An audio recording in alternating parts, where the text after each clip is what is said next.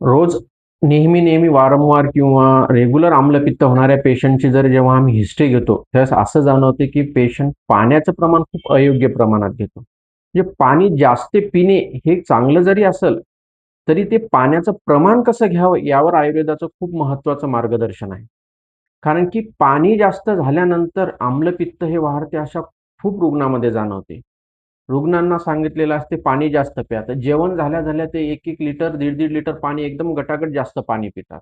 तर ॲक्चुअली जर याचा आपण अभ्यास केला तर शास्त्रानुसार जेवढं काही पोटाचा आकार आहे, समजा आपण ₹1 पोट धरलं आकार, तर त्याच्या 50-60% जेवण करायचं, 10-20% लिक्विड भाग घ्यायचा आणि राहिलेला पार्ट 10-20% हा गॅसेससाठी किंवा त्याच्या मूव्हमेंटसाठी सोडायचा असतो.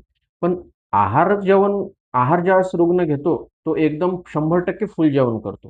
म्हणजे 100 10 ₹1 90% किंवा 90 पैसे ₹1 जर तुम्ही जेवण केलं आणि वरून पुन्हा त्यात पाणी टाकलं, तर एक्स्ट्राचं पाणी जाणार कुठं?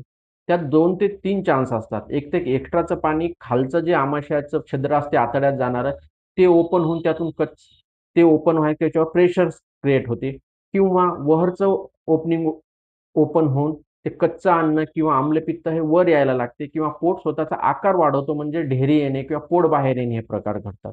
त्यामुळं पाणी पितांनी दिवसभर थोडं-थोडं किती पाणी प्यायचं, पण थोडं-थोडं, घोट-घोट पाणी प्यायचं.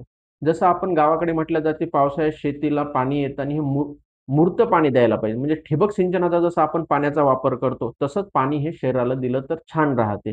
जर तुम्ही एकदम पाणी ओतलं, तर ते ॲसिडिटी स्वरूप तयार करते आणि पचनशक्ती सुद्धा कमी करते. त्यामुळे पोटात गॅसेस, गुबारापणा, गच्च राहणे, अग्निमांद्य होणे अशा व्याधी होतात आणि याचं रूपांतर पुढील खूप भयंकर अशा व्याधीमध्ये होते.